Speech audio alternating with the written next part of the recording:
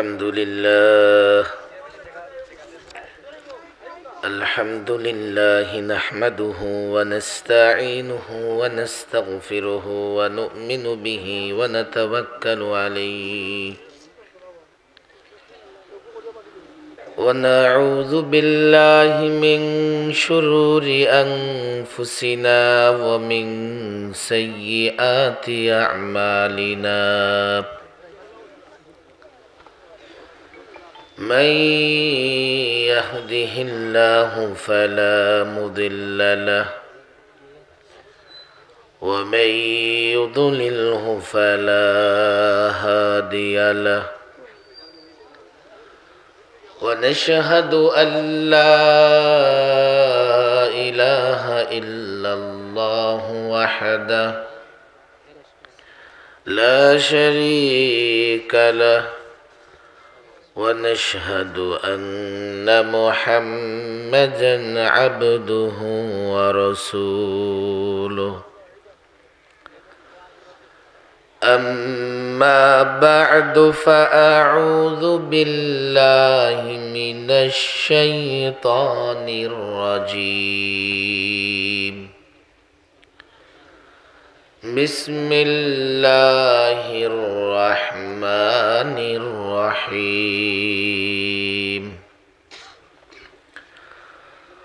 والذين آمنوا أشد حبا لله صدق الله مولانا العظيم وصدق رسوله النبي الكريم ونحن على ذلك من الشاهدين والشاكرين والحمد لله رب العالمين লালার চক বড় বাড়ি জামে মসজিদ ও যুব সমাজের উদ্যোগে আয়োজিত ইসলামী মহাসম্মেলনের মোহতারাম সভাপতি মণ্ডলী, আমন্ত্রিত উলামায়ে কেরাম,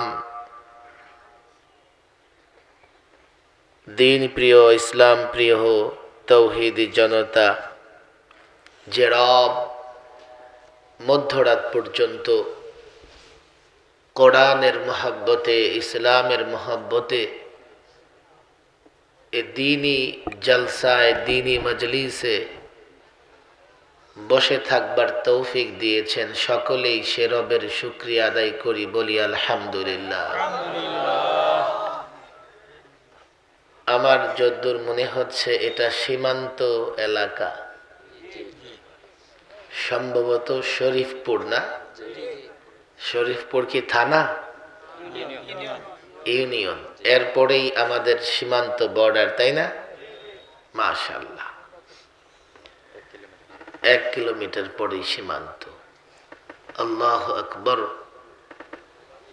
যুব সমাজ এবং জামে মসজিদ, মসজিদটা কোন দিকে? পাশেই মসজিদ, না? এটা ঈদগাহ, ঈদগাহ এলাকার ঈদগাহ ময়দান। যারা সীমান্তে থাকেন ওরা একদিকে দেশের নাগরিক, আবার অন্যদিকে সীমানা পাহারা দেওয়ার কাজও করে থাকেন। বুঝেন নাই না? রাত বেশি হওয়ার কারণে প্রচন্ড ঠান্ডা, আমার হাত বের করতে পারতেছি না। এরপরে এই যে উপর থেকে মাথায় ফোঁটা ফোঁটা কুয়াশার পানি পড়তেছে, তো ঠান্ডায় আপনারা জমা হয়ে গেছেন। ফ্রিজে বরফে পানি রাখলে যেমন বরফ হয়ে যায়, আপনারা এমন হয়ে গেছে। বুঝলেও মুখ দিয়ে আওয়াজ বের হচ্ছে না। আবার কিছু বীর বাহাদুর, ওই দেখেন বাহাদুররা খালি আকাশে নিচে দাঁড়ায় আছে। আরে ঠান্ডা লাগবো তো, নিচে আসেন, ভিতরে আসেন। এই কই যায়? রাগ করছে না? আসেন আসেন আসেন, ঠান্ডা লাগবে তুমি, আসেন আসেন। এ যুবক মুরব্বী, আল্লাহু আকবার। আসেন, মুরব্বীদেরকে অভ্যর্থনা দিয়ে নিয়ে আসো। যুবকরা আসেন। মাশাআল্লাহ মাশাআল্লাহ, আসেন আসেন আসেন। যতই ঠান্ডা থাকুক ঘন্টাখানেক মাহফিল চলবে। সবাই কিন্তু ইনশাআল্লাহ বলে না, শরীরটা গরম করেন না, আওয়াজ করে বলেন ইনশাআল্লাহ।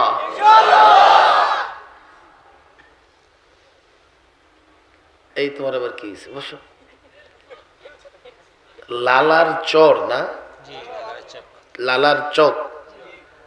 ক্ষমতায় গেলে নাম পরিবর্তন করে দেব। কি সমস্ত নাম রে ভাই।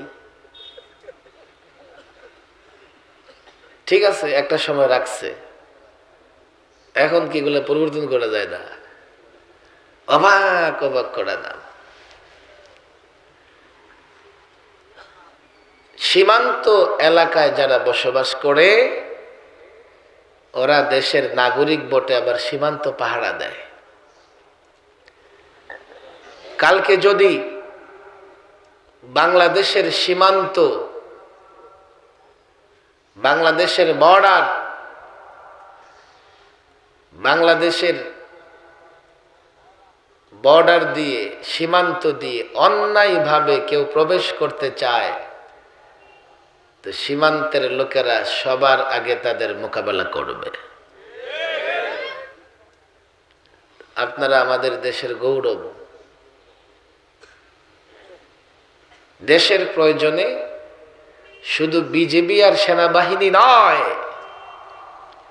দেশের প্রয়োজনে দেশের প্রত্যেকটা জনগণ যুদ্ধ করবে।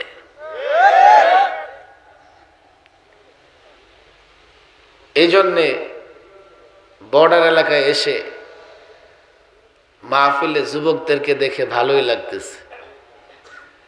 মুরব্বীরা যদি বলে যুদ্ধ করব, তো বন্দুকের নিচে পড়ে মারা যাবে, বন্দুক উঠাইতে গিয়ে হাত ভাঙবে। মাহফিলে যুবকদের দেখে ভালো লাগতেছে, এগুলো বন্দুক উঠাইয়া যুদ্ধ করতে পারবে। কথা ঠিক না বা ঠিক? প্রত্যেকটা মুসলমানের সন্তান যোদ্ধা, যোদ্ধা। যতদিন আমরা যোদ্ধা ছিলাম কেউ আমাদের মোকাবেলায় টিকতে পারে নাই। যখন আমরা খেলোয়াড় হয়েছি তো আমাদের ঘাড়ে পা রেখে ইহুদি নাসারা পৌত্তলিক বেঈমানরা রাজত্ব করতেছে। কথা ঠিক না বেঠিক? পৃথিবীর যত পরাশক্তি দেশ আছে দেখবেন তাদের সেনাবাহিনী বড়, তাদের কাছে আছে অত্যাধুনিক অস্ত্র। তবে মুসলমান বড় সেনাবাহিনী কিংবা অত্যাধুনিক অস্ত্র দিয়ে লড়াই করে না, মুসলমান লড়াই করে ইমানই বলে।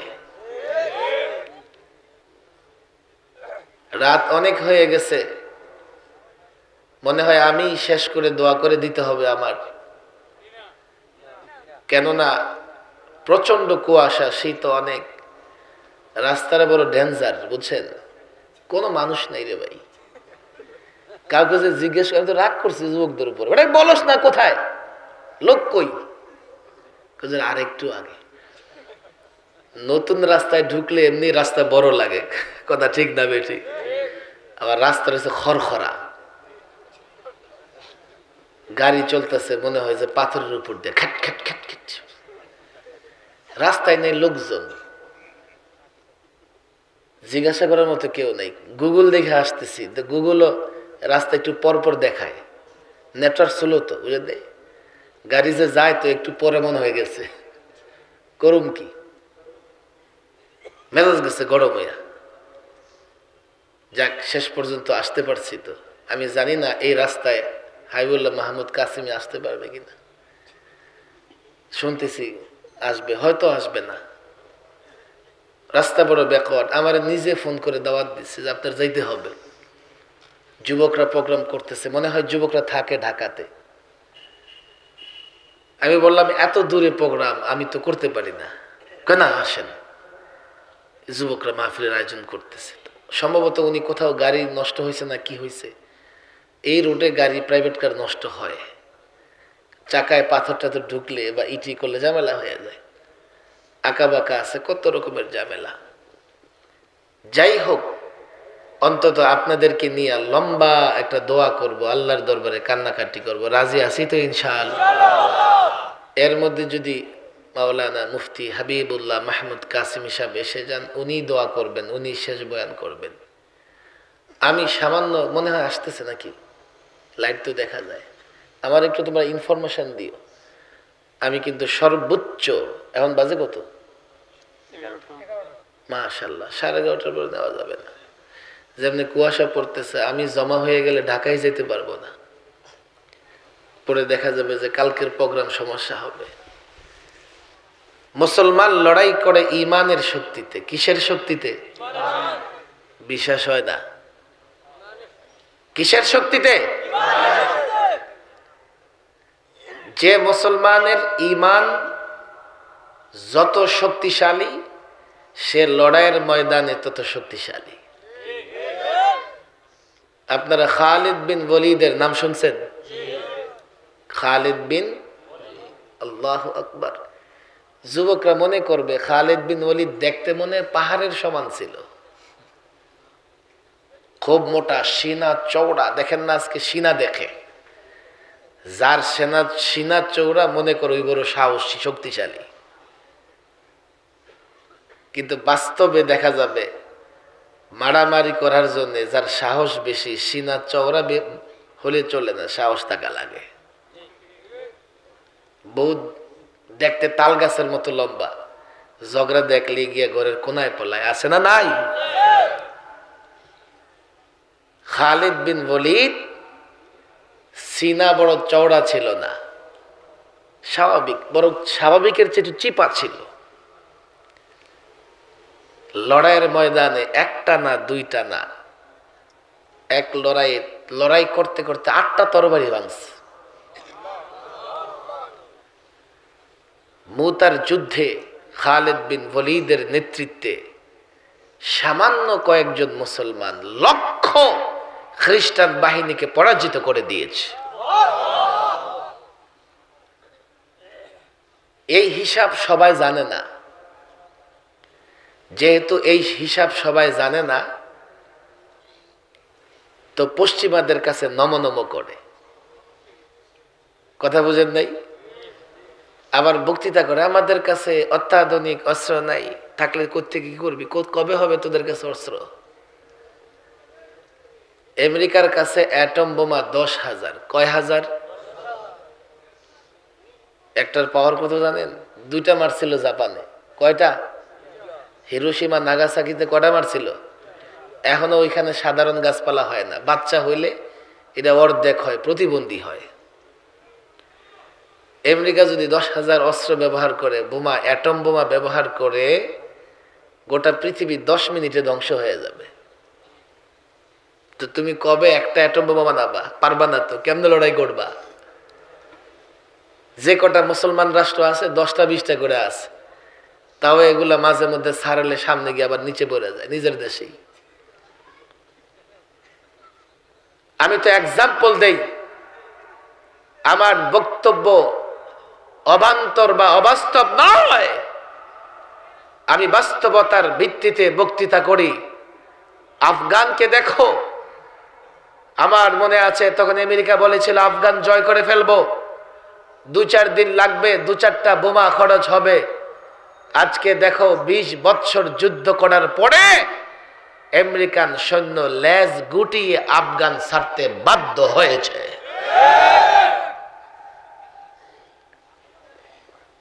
ইমানি শক্তি। লিবিয়া দখল করবা, ইরাক দখল করবা, সিরিয়া দখল করবা, বাইতুল মুকাদ্দাস দখল করে রাখবা, মুসলমানদের প্রথম কেবলা সাময়িক রাখতে পারো। যেদিন এই মুসলমান বুঝবে মুসলমান কখনো অস্ত্রের বলে, সৈন্যের বলে লড়াই করে না।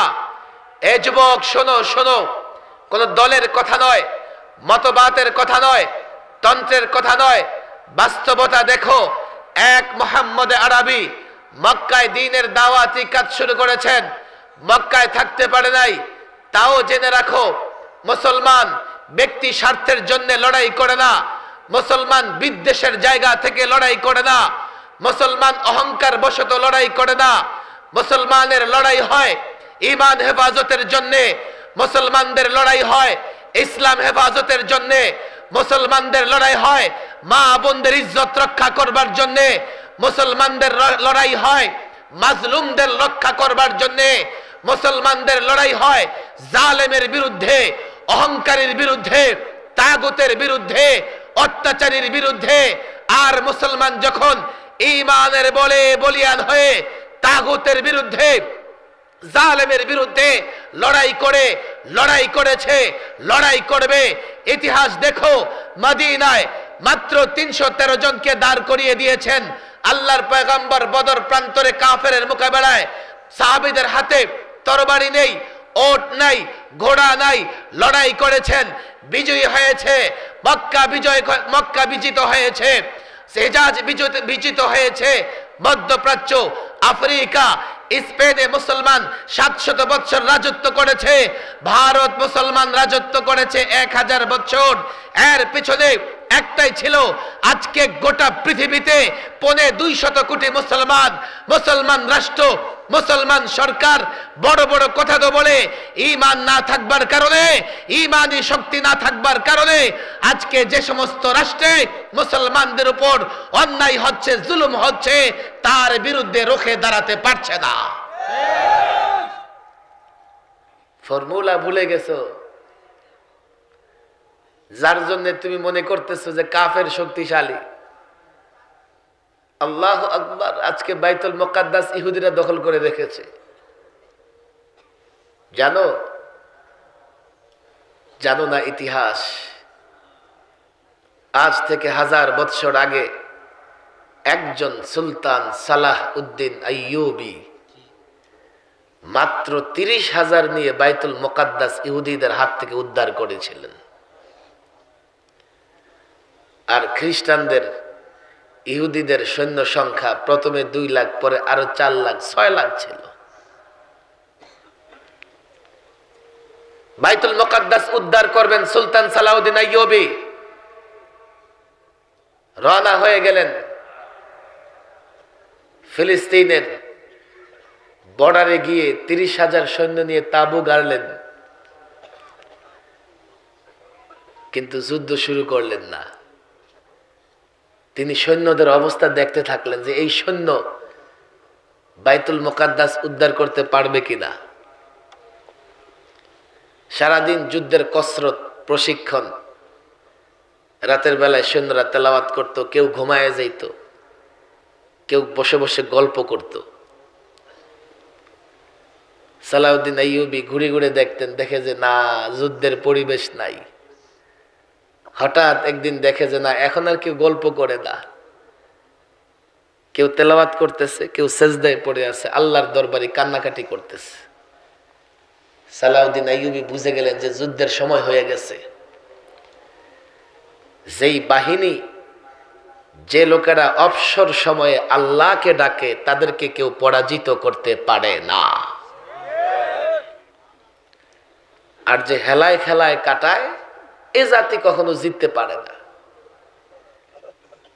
কাঠের বল, টেনিস বল পিটাইয়া 4 ছক্কা মাইরা কয় যে বিশ্ব জয় করে ফেলছি। কথা বুঝেন নাই? বল পিটাইয়া বলে বিশ্ব জয় করে ফেলছে। ফুটবল লাথি মেরে, কিলগুসা মেরে কয় বিশ্ব জয় হয়ে গেছে, বিশ্বজয়ী অমুক। আরে বড় জোর তারে বলা যায় বল জয়ী, ফুটবল জয়ী। কথা ঠিক না বেটি? বিশ্ব কি কিছু বলের নাম বেটা? কিসের নাম বিশ্ব? যাও আক্রমণ করো। সৈন্য সংখ্যা 2 লাখ, 30,000 সৈন্য গিয়ে বাইতুল মুকাদ্দাস উদ্ধার করে পুরা ফিলিস্তিন ভূখণ্ড মুসলমানদের দখলে চলে আসছে। 2 দিন পরে খবর আসছে যে ইউরোপ থেকে আরো জাহাজ বোঝাই করে লক্ষ লক্ষ সৈন্য আসতেছে। সালাউদ্দিন আইয়ুবী চিন্তা করলেন, কত কষ্ট করে 30,000 দিয়ে ওদেরকে হটাইছি, এখন আরো লক্ষ লক্ষ আসতেছে। পেরেশান হয়ে গেলেন। মুসলমান পেরেশান হইলে কার কাছে চায়? সন্দেহ আছে? কার কাছে চায়? আল্লাহু আকবার। দৌড়ে গেলেন, এশার পরে মসজিদে ঢুকলেন, বাইতুল মুকাদ্দাসে ঢুকে এশার পর থেকে ফজর পর্যন্ত সেজদায় মাথা ফেলে আল্লাহর দরবারে কান্নাকাটি করছে। আল্লাহর শক্তি এত বেশি, কোনো কিছু ধ্বংস করার জন্য সেনাবাহিনী লাগে না। ফেরাউনকে ধ্বংস করছে সমুদ্রের পানি দিয়ে, কথা ঠিক না বেঠিক? কারণকে ধ্বংস করছে কেমনে? মাটি রেখায় মাটি, কারণে ঢুকাই ফেল তোর ভিতরে। কারণ ডাবতেছে ডাবতেছে ডাবতেছে, হাঁটু, কোমর, গলা, মাথা পুরা। নামরুদ শক্তিশালী, যাও পাঠাই দিলাম আমার সেনাবাহিনী মশা, কথা ঠিক না বেঠিক? কেউ মনে করতে পারে আমার হাতে অস্ত্র আছে, আমি শক্তিশালী। অস্ত্র চেক করতে গিয়া হঠাৎ গুলি বের হইয়া নিজের দিকে গিয়া নিজের বুক ছিদ্র করে ফেলতে পারে, কথা ঠিক না বেঠিক? খুব শক্তিশালী, ওর অস্ত্র আছে। শক্তিশালী আমার বাহিনী আছে, ক্যাডার আছে। তো ক্যাডারকে রাখ, আমি তোর ক্যাডার। বডিগার্ডের হাতে মারা গেছে নেতা, আছে না নাই? টের পাও না? কি করে টের পাও না? ফজর পর্যন্ত কান্নাকাটি করে বের হয়ে, আহা মনটা খারাপ। মসজিদ থেকে বের হয়ে দেখে ওই বারান্দার কোনায়, আল্লাহু আকবার, সাদা দাঁড়িয়ে একজন লোক দাঁড়ায় আছে।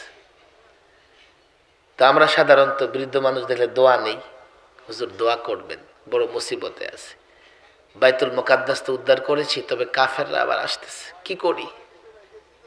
আল্লাহু আকবার। ভাই কথা কইও না, কথা কইও না, তোমরা যুবকরা ডাইনে কথা কইও না, কথা কইও না। যার মন চায় আসো আসো, নাহলে স্টেজে আসো, তারপরে আসো, কথা বলো না। যুবকদেরকে মহব্বত করুন লাগে, নাহলে কদিন পরে আমার বিরুদ্ধে স্লোগান দিবে, মৌলবাদের আস্থানা জ্বালায়া দাও, পড়ায়া দাও।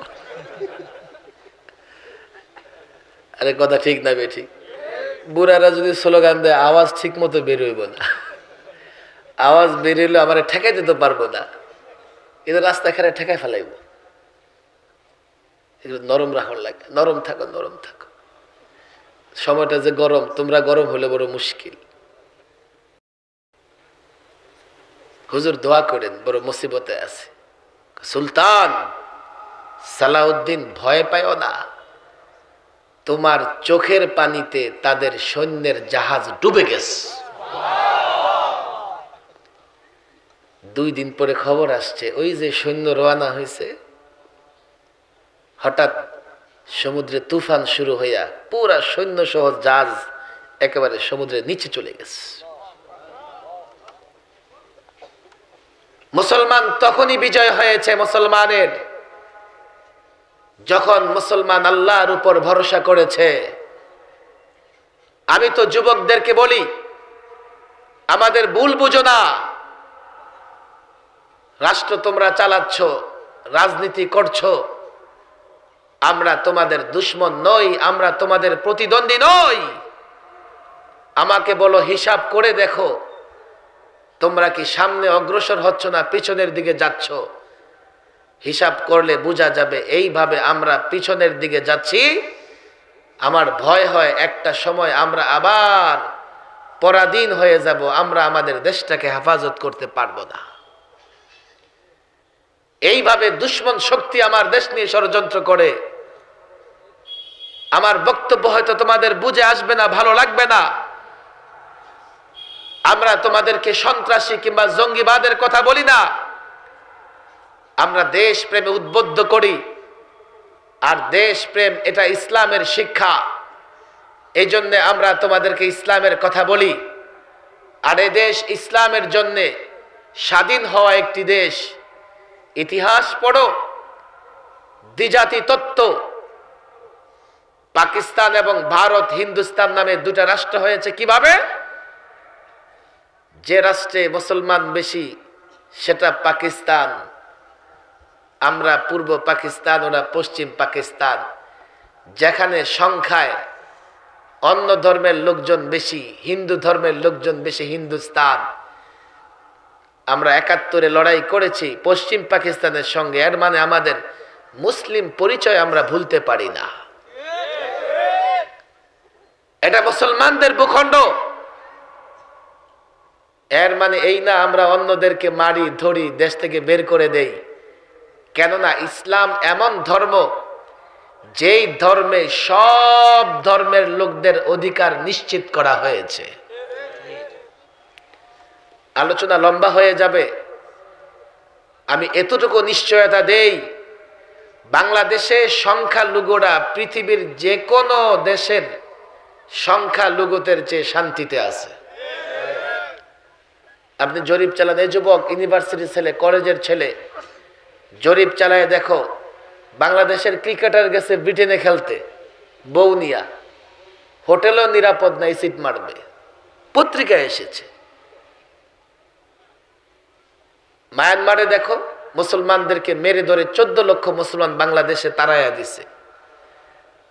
কাশ্মীর দেখো মোদি দখল করে নিয়েছে। ভারতে দেখো হিজাব পড়তে পারে না, মাইকে আজান দিতে পারে না, গরু জবাই করে খেতে পারে না। আরে গরু আমার জন্য হালাল, তুমি এটাকে তোমার মা খোদা মনে করতে পারো। তবে ভারতের এক বিচারপতি বড় মজার কথা বলেছেন, কাই ব্যাককলের দল, গরু আবার মা কেমনে হয়? কষ্ট হচ্ছে আপনাদের? কয় যে হুজুর গরু দুধ দেয়, দিলে খাই, আমরা জীবন বাঁচাই, যেমন মায়ের দুধে আমরা জীবন বাঁচাই। বেটা তাহলে বকরিরে মা ডাকস না কেন? বকরি দুধ দেয় না? দেয় কি দেয় না? বকরিরা কি করে জানেন? একটা সিস্টেম আছে, মাথাটার মধ্যে আটকায় আর পিছনের দুইটা পা ধরে টান দেয়, দিলে বকরিগুলোরা কি হয়? এক কবে মাথা একদিকে, বডি একদিকে। তো বকরির দুধ তো খাস, এটা বকরি মা কস না কেন? গু মাতা কয়, বকরি মাতা কয় না। আরে কথা ঠিক না বেঠিক?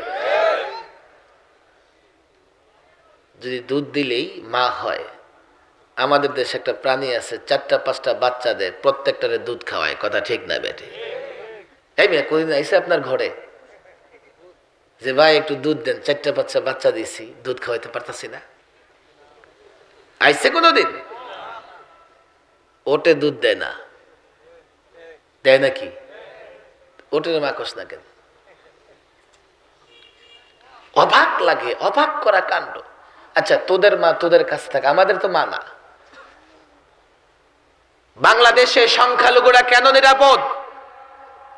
আমরা ওয়াজ মাহফিলে ঘুরে ঘুরে কথা বলছি, ইসলাম তরবারির জোরে প্রতিষ্ঠিত হয়নি, ইসলাম শক্তি দিয়ে প্রতিষ্ঠিত হয়নি, ইসলাম তার সৌন্দর্য দিয়ে প্রতিষ্ঠিত হয়েছে, ইসলাম তার উদারতা দিয়ে গোটা পৃথিবীতে ছড়িয়ে পড়েছে।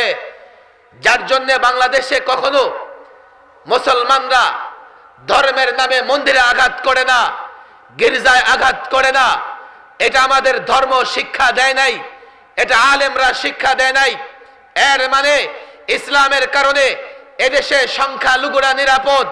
আমরা যখন ইসলামের কথা বলি, ইসলাম প্রতিষ্ঠার কথা বলি, সংখ্যালঘুদের ভয় পাবার কোনো কারণ নেই।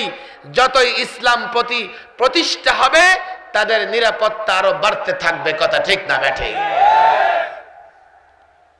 আমরা ইসলাম প্রতিষ্ঠার কথা বলি, শান্তি প্রতিষ্ঠার কথা বলি।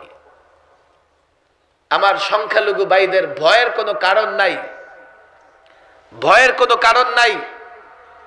আমাদের গরম বক্তৃতায় তাদের ভয় পাবার কোনো কারণ নাই।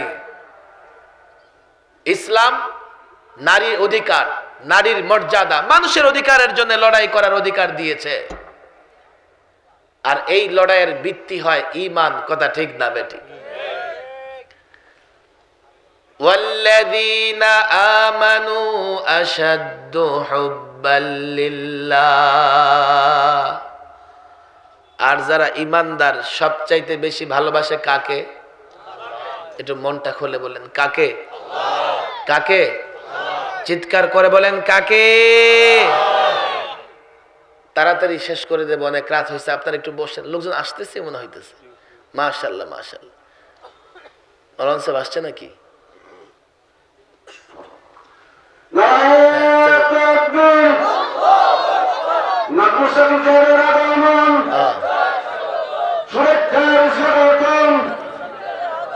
বাংলাদেশের অহংকার, বাংলাদেশের অহংকার।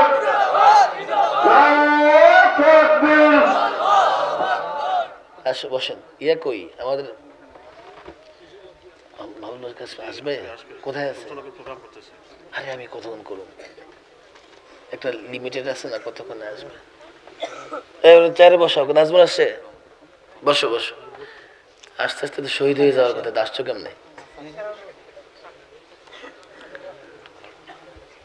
মাশাআল্লাহ মাশাআল্লাহ। আন্তর্জাতিক প্রতিযোগিতায় শোনেন, একটু আগে বলতেছিলাম না, টেনিস বল মাইরা কাঠের বল মাইরা বিশ্ব জয় করে। আমাদেরও বিশ্ব জয় হাফেজ। এদিকে আসো না রে, কই তুমি? দেখো আমার বয়ান বিশ্ব হবে না, তেলাওয়াত করবা না, বসো। মাশাআল্লাহ মাশাআল্লাহ মাশাআল্লাহ। একটু হুজুরের যোগাযোগ করেন যে হুজুর আপনার গাড়ি কেমনে চলতেছে, কয় পায়ে চলতেছে? গাড়ি নষ্ট হয়ে গেছিল, নিজে ঠিক আছে? মাশাআল্লাহ, আল্লাহু আকবার। এই যে তারপরে দাঁড়ায় আছে, দেখছেন না? আহে না না, আবার বসতে বললে চলে যাবে। এই জায়গা আছে তো বাদিকে, আসেন ভাই। এই তোমাদের যুবকদেরই কই, হাতে পায়ে ধরো না রে ভাই। এই আপনি বলবেন কেন? আবার এদিকে বইযোগ্য আপনি খারাইছেন কে? ঢাকায় ভাষায় বুঝে না তো, আমার ওয়াজ বুঝতেছে কেমন? যুবকরা হাতে পায়ে ধরো গিয়া, মাইকে কইলে নারাজ হইব। আল্লাহু আকবার। আমি জানি মাওলানা হাবিবুল্লাহ মাহমুদ কাসিমের আপনারা খুব মহব্বত করেন, কথা ঠিক না বে? ঠিক। যদি আসে তো ওই পর্যন্ত থাকবেন তো ইনশাআল্লাহ। আর আন্তর্জাতিক প্রতিযোগিতায় প্রথম স্থান অধিকারকারী বিজয়ী নাজমুস সাকিব চলে আসছেন, তেলাওয়াত শুনে যাবেন না ইনশাআল্লাহ? এদেশের এলাকার মানুষ কি 12টার আগে ঘুমায়া যায়? এখন যদি ছেড়া দিয়ে গিয়ে রিমোট ঘুরাইতে থাকবেন। আরে কথা ঠিক না বে? ঠিক। পাক্কা ইরাদা করেন 12টা 12:30 পর্যন্ত থাকবেন তো ইনশাআল্লাহ? থাকবেন তো ইনশাআল্লাহ? বসে যান। যেই আসে যুবকরা, তোমরা স্বেচ্ছাসেবকের দায়িত্ব পালন করো, হাতে পায়ে ধরে এদিকে এই কোনায় জায়গা আছে বসায় দাও। যারা ইমানদার কাকে মহব্বত করে? জবান খোলে চিৎকার করে কাকে? আরো জোরে কাকে? কোনো সন্দেহ আছে? এই কয়েকটা কথা বলে আমি শেষ করে দেব। শোনেন, ইমানদারের পরিচয় হলো সে সবচাইতে বেশি কাকে মহব্বত করে? আবার দুর্বল হয়ে গেছে। কাকে মহব্বত করে? বলেন কাকে? আমার দিকে খেয়াল করেন, এত রাত হয়েছে, লোকজন আসতেই আছে এখনো। দেখেন কেমনে যে কন্ট্রোল করবো আল্লাহ জানে। আমাদের ভিতরে সম্পদের মহব্বত আছে না নাই? নাই? এদিক তাকান, এই ওদিক তাকান যাব না, সামনে তাকান। আর তাকাইতে চাইলে আমি 30 সেকেন্ড দিলাম, সব পিছে তাকান। এখন আর কেউ তাকায় না, দেখছেন অবস্থা? হ্যাঁ যান, বসে যান, বসে যান। মাশাআল্লাহ। সিনি টিনে আছে নাকি? কিছুই নাই। এত রাত লোক বসে এরকম কেলে? এই যুবকরা কই রে বেটা, কিলে নাক ফাটামো একেটার। আমি আগামীতে অন্তত বিরিয়ানির ব্যবস্থা করবি। এনে কত মানুষ হয়, কিন্তু বিরিয়ানির ব্যবস্থা শুনলে তো মানুষ জায়গা দেওয়া যাইব না। দরকার নাই, সমস্যা কিরে? একজন ঠিক কইছে, বাকি সব কি ব্যাঠিক? আল্লাহ। সম্পদের মহব্বত থাকা চাই না না থাকা চাই? না থাকা চাই। কয়টা গাছে দিয়ে দেবো আমারে? সম্পদের মহব্বত থাকা চাই না না থাকা চাই? থাকা চাই। বলেন, থাকা চাই না না থাকা চাই? যদি না থাকে সম্পদ হেফাজত করবে না কেউ।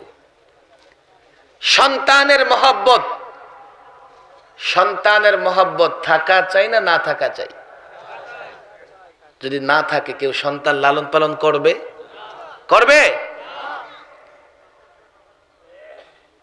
মা বাবার মহব্বত অন্তরে থাকা চাই না না থাকা চাই? কিন্তু সবচাইতে বেশি মহব্বত থাকতে হবে কার? মনটা খোলে চিৎকার করে কার? তাহলে আপনি ঈমানদার। আরো দুইটা জিনিস রয়ে গেছে, বাদ দিলে তো মুশকিল। আমাদের ভিতরে নেতার মহব্বত আছে কিনা? দেখবেন নেতা যেমনই হোক, কর্মীরা যে স্লোগান দেয়, যতটা ভলিউম আছে পুরাটা, অথচ ওই কিন্তু জানে যে নেতার অবস্থা কি। কথা ঠিক না বেঠিক? নেতার মহব্বত থাকা চাই না না থাকা চাই? না থাকলে স্লোগান দিব কেমনে? দলের মহব্বত তো এমন, কোন মৌলবী যদি ইশারা করেও দলের বিরুদ্ধে কয়, এই মৌলবীর রক্ষা নাই।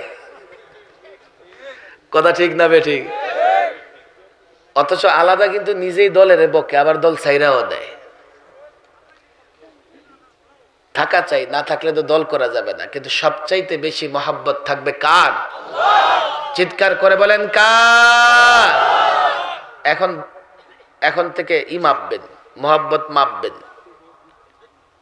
একদিকে দল, একদিকে ইসলাম, একদিকে নেতা, একদিকে আলেম, একদিকে সম্পদ, একদিকে ইসলাম, একদিকে সন্তান, একদিকে ইসলাম।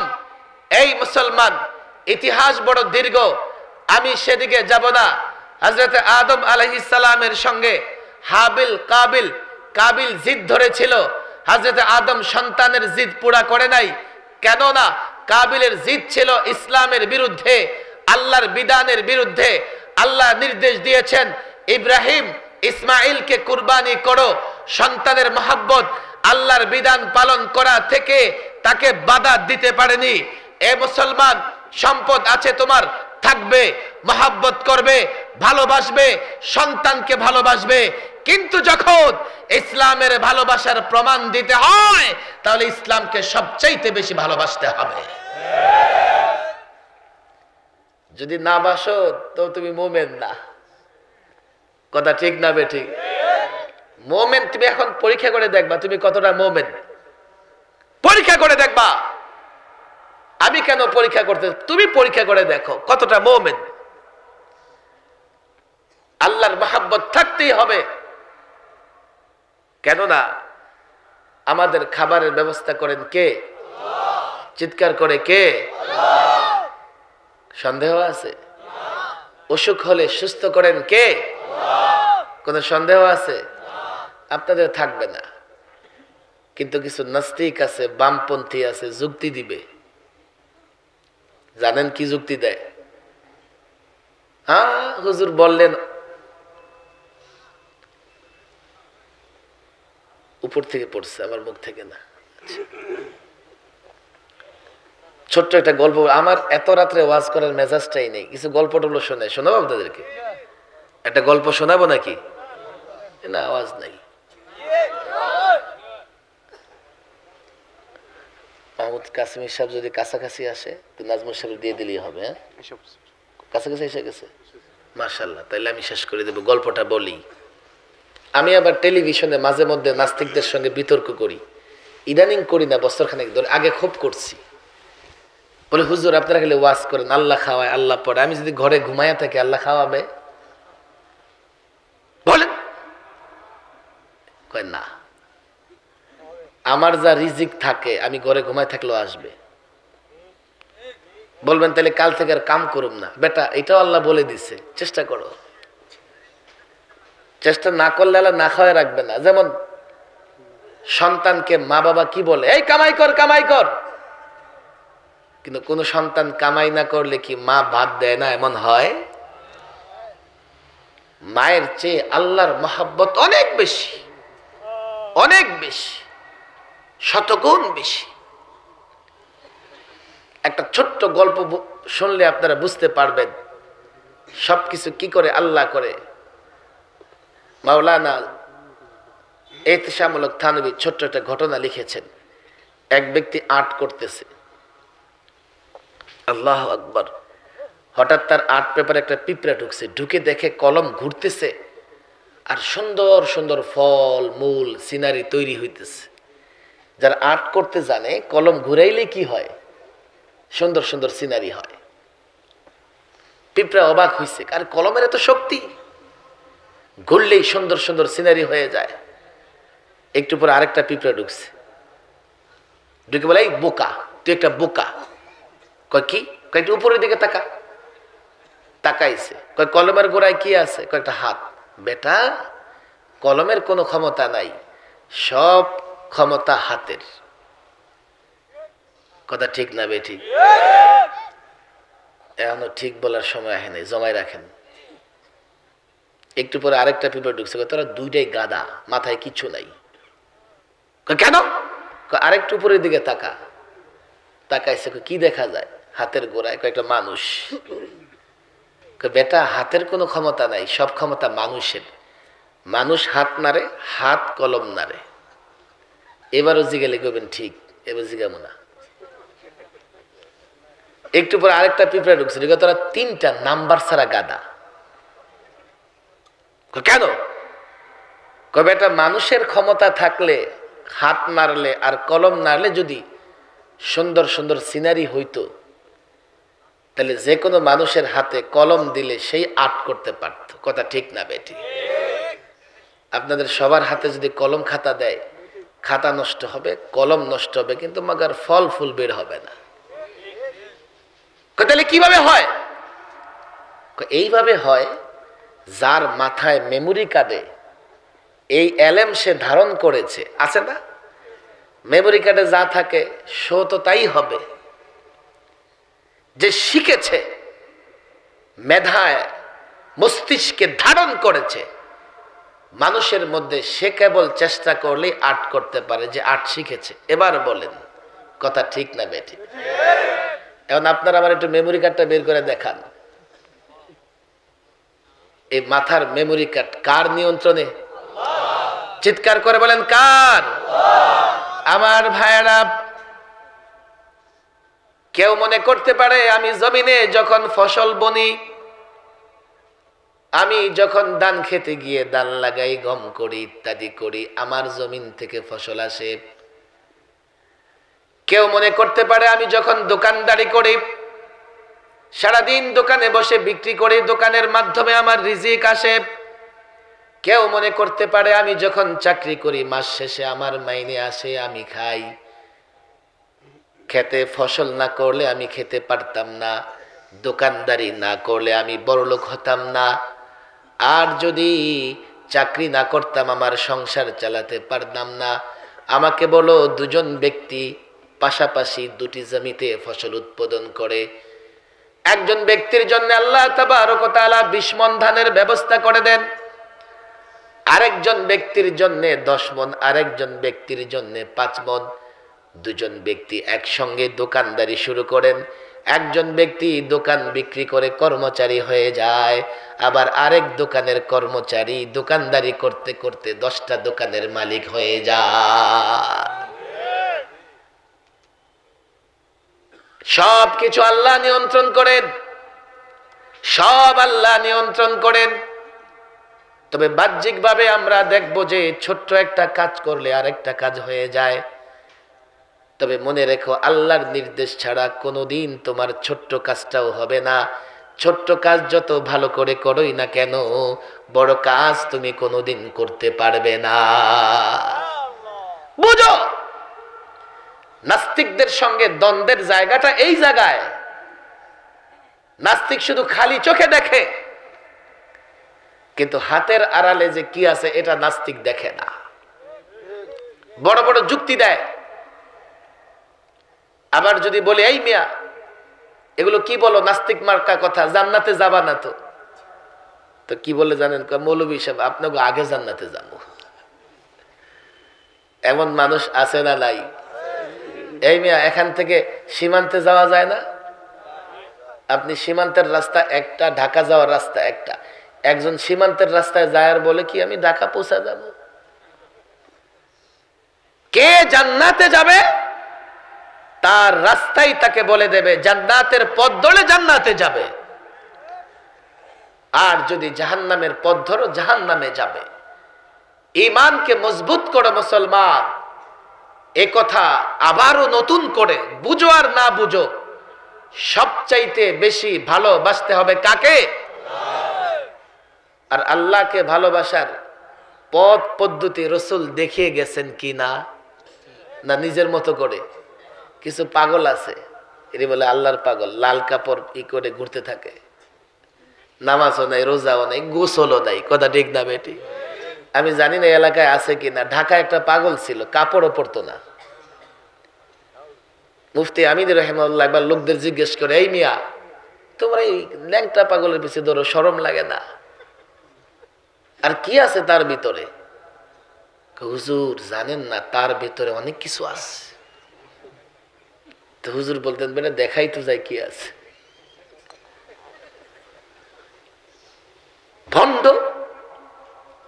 আল্লাহকে মোহাব্বত, ভালোবাসা, ইবাদত করার পদ্ধতি নবীরা দেখিয়ে গেছেন। আমার এক বন্ড পীরের লোকে সাক্ষাৎ, পর্দা করে না, মহিলাগুলো ভিতরে ঘুরতে থাকে। আমি বললাম আপনি পর্দা করেন না কেন, মহিলাদের ভিতরে ঘুরতে থাকেন? হুজুর আমার পর্দা করা লাগে না। আমি কি হয়েছে পর্দা করা লাগে না কেন? হিজলা কেন হুজুর? হিজলা হমু কেন? কেন পর্দা করস না? হুজুর আমাদের নবীও তো পর্দা করে নাই। চিন্তা করেন কত বড় ভণ্ড। আল্লাহকে ভালোবাসার মাপকাঠি হচ্ছে রাসূলুল্লাহর সুন্নাহ ধরতে হবে। রাজি আছেন তো ইনশাআল্লাহ? রাসূলুল্লাহর সুন্নাহ মোতাবেক। এখানে ইউনিভার্সিটি কলেজের ছেলেরা আছে, রাত অনেক হয়ে গেছে। সুন্নাহর উপরে আমল করাই লেটেস্ট বিজ্ঞান, সায়েন্স। সুন্নাহর উপরে আমল করা লেটেস্ট সায়েন্স। শোনো, বিজ্ঞান গবেষণা করতে করতে করতে করতে যেই জায়গায় গিয়ে পৌঁছবে, গিয়ে দেখবে ১৫০০ বছর আগে রাসূল সে কথা বলে গেছেন। দু এক জায়গায় যে বিজ্ঞানের সঙ্গে আমাদের ঝামেলা হয় না, কারণ হচ্ছে বিজ্ঞান গবেষণা করে সিদ্ধান্তে পৌঁছতে পারে নাই। বিজ্ঞান যদি গবেষণা করে সিদ্ধান্তে পৌঁছে, তো গিয়ে দেখবে যে ১৫০০ বছর আগে আরবের নবী মুহাম্মদ তা বলে গেছেন। এই জন্য বুঝো আর না বুঝো, সায়েন্স জানো আর না জানো, পাক্কা ওয়াদা করতে হবে যা সুন্নত তাই মানবো। সুন্নতের বিকল্প কোনো পথ আমরা ধরবো না। রাজি আছি তো ইনশাআল্লাহ? ওয়াদা করেন হাত তুলে, রাসূলের সুন্নাত মানবেন তো ইনশাআল্লাহ? চিৎকার করে বলেন মানবেন তো ইনশাআল্লাহ? সুন্নত অনুযায়ী জীবন চালাবেন তো ইনশাআল্লাহ? আল্লাহ তাবারক ওয়া তাআলা, অনেক রাত হয়ে গেছে, মাওলানা মুফতি হাবিবুল্লাহ মাহমুদ কাসিম সাহেব আসতেছেন। তেলাওয়াত করুক এখন। আমাদের আন্তর্জাতিক খ্যাতিসম্পন্ন বিশ্বজয়ী হাফেজ নাজমুস সাকিব তেলাওয়াত করবেন। উনি কতক্ষণ লাগবে? রওনা হয়েছে? বয়ান চলবে না? 10 মিনিট আগে রওনা হয়ে গেছে। মাশাআল্লাহ, 10 মিনিট লাগবে, 10 মিনিট হয়ে গেছে অলরেডি। মাশাআল্লাহ। তো তুমি দিয়ে দিতে পারে, তুমি করো। আচ্ছা, আলহামদুলিল্লাহ বলেন। আগে কি আসছে এইদিকে? উনি প্রথমবার আগেও আসছে, তাইলে তো চেনা রাস্তা।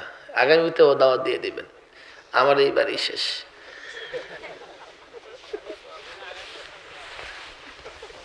বিজ্ঞানের একটা মেসাল দিব 2 মিনিটে।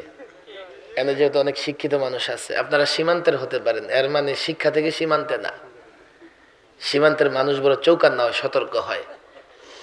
সুন্নত যদি মানেন, কত ঘটনা আমার, আমি বয়ান আসলে লম্বা করি তো, একটা যুদ্ধের ঘটনা বলি। সাহাবা একরাম, আমরা তো মুসলমানরা মেসওয়াক করে না, সকালবেলায় উঠে মেসওয়াক করতেছে। দুশ্মন গুপ্তচর পাঠাইছে, দেখো তো মুসলমানরা কি করে। গিয়া দেখে মুসলমানরা গাছের ডাইল ভাঙ্গা ভাঙ্গা দৌড়ে গেছে সেনাপতির কাছে, সেনাপতি, কাফের সেনাপতির কাছে। কই কি? কই কোন জাতির সঙ্গে যুদ্ধ করতে আসছেন? এগুলো দিয়ে গাছ ভাঙ্গে ভাঙ্গে খাইতেছে।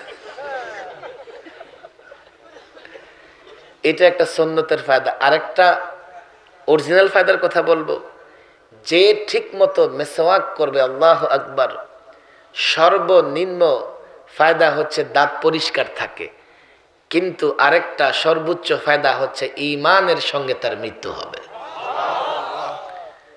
এর মাঝখানে দুই চারটা না করলে বুঝবেন না। ডাক্তারদের এক গবেষণায় দেখা গেছে, মেসওয়াক করলে যাদের যাদের হার্টে সমস্যা আছে, এক, ফুসফুসে সমস্যা আছে, যাদের পেটে সমস্যা আছে, আল্লাহু আকবার, সব সমস্যা শুধুমাত্র নিম ডাল, এইসব ধরনের তিক্ত ডাল দিয়া মেসওয়াক করলে আল্লাহ সমস্যাগুলো দূর করে দেন। কত কথা বলবো, ছোট্ট একটা মেসওয়াকের কথা বললাম। ব্রাশ করে এটা হয় না, এই জন্য গ্রামের মানুষের জন্য মেসওয়াক করা সহজ। মেসওয়াক করবেন তো ইনশাআল্লাহ। কত সুন্নত, যতগুলো সুন্নত আছে, একটা সুন্নত। একটা সুন্নতের কথা না বললি না। যুবকরা যেটা দাওয়াত দিছে আমারে, টাইট পিট প্যান্ট পরে যারা, ওরা কিন্তু বসে পেশাব করতে পারে। দাঁড়ায় পেশাব করলে কি ক্ষতি? ইউনিভার্সিটি ছেলে যারা আছো, তোমরা গুগলের সার্চ দেব, দিয়া দেখো, আমেরিকান গবেষকরা গবেষণা করে বলতেছে ১৫০০ বছর আগে রসুল বসে বসে পেশাব করার কথা বলে গেছেন। এখন বিজ্ঞান গবেষণা করে দেখে ১৫০০ বছর পরে রসুল দাঁড়ায় পেশাব করতে নিষেধ করেছেন। দাঁড়ায় পেশাবকারীকে শয়তানের সঙ্গে তুলনা করেছেন।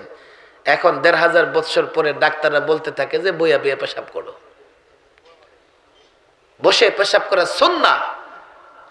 দাঁড়ায় পেশাব করলে ক্ষতি কি? দাঁড়ায় যখন পেশাব করে, আপনি খেয়াল করবেন, বসে বসে পেশাব করলে খুব দ্রুত মূত্রথলি থেকে পানিটা, পেশাবটা বের হয়ে যায়। যখন দাঁড়ায় পেশাব করবেন, সহজে বের হতে চাইবে না। পেশাবের সঙ্গে কিডনিগুলোর সম্পর্ক আছে। যখন প্রেসার দিয়ে পেশাব করার চেষ্টা করবেন, তখন দেখা যাবে কিডনিগুলোতে চাপ পড়ছে। আর যে অতিমাত্রায় দাঁড়ায় দাঁড়ায় পেশাব করে, এক সময় তার কিডনি ক্ষতিগ্রস্ত হয়। ১৫০০ বছর আগের সুন্নাহ। ডায়াবেটিস ডাক্তারের কাছে যাবেন, কি বলবে? এই খবরদার, এতটুকু খাবেন, এতটুকু খাবেন, খবরদার এটা খাবেন না, ওটা খাবেন না, বলে কি বলে না? ১৫০০ বছর পরে বলে। আর ১৫০০ বছর আগে নবী পেটকে ৩ ভাগে ভাগ করে খাবারের কথা বলেছে। সুন্নাহ মানো, বিশ্ব বিজয় করতে পারবে। সুন্নাহ থেকে দূরে থাকলে বিশ্ব বিজয় করতে পারবে না। আল্লাহু আকবার। আমরা ওয়াদা করেছি সুন্নত মানবো তো ইনশাআল্লাহ। যুবকদের ছোট্ট ৩টা কর্মসূচি দিয়ে যাই, যেহেতু যুবকরা আমারে ডাকছে। এক, এই গ্রামের মসজিদগুলোতে বয়স্কদের কোরআন শিক্ষা চালু করবা তোমরা, রাজি আছো ইনশাআল্লাহ? ২, 10টা সূরা শুদ্ধ করে শেখা। কয়টা সূরা বলেন? কয়টা? বেশি কষ্ট হবে? আমাদের ইমাম সাহেব, মাওলানা সাহেব আছেন, আমি হাতে ধরে পায়ে ধরে বলে যাই, প্রত্যেকটা মানুষের কমপক্ষে কয়টা সূরা শুদ্ধ হওয়া চাই? কয়টা? ৩ নাম্বার কাজ, কোরআন শুদ্ধ হইছে, সূরা শুদ্ধ হইছে, আমরা সুন্নত মোতাবেক নামাজ পড়ব ইনশাআল্লাহ। বলি সুন্নত মোতাবেক নামাজ পড়ব তো ইনশাআল্লাহ? ইনশাআল্লাহ। আল্লাহ তাবারক ওয়া তাআলা আমাদের সকলকে সুন্নতের আশিক বানায় দেন। ওমা তৌফিকি ইল্লা বিল্লাহ ওমা আলাইনা ইল্লাল বালাগ।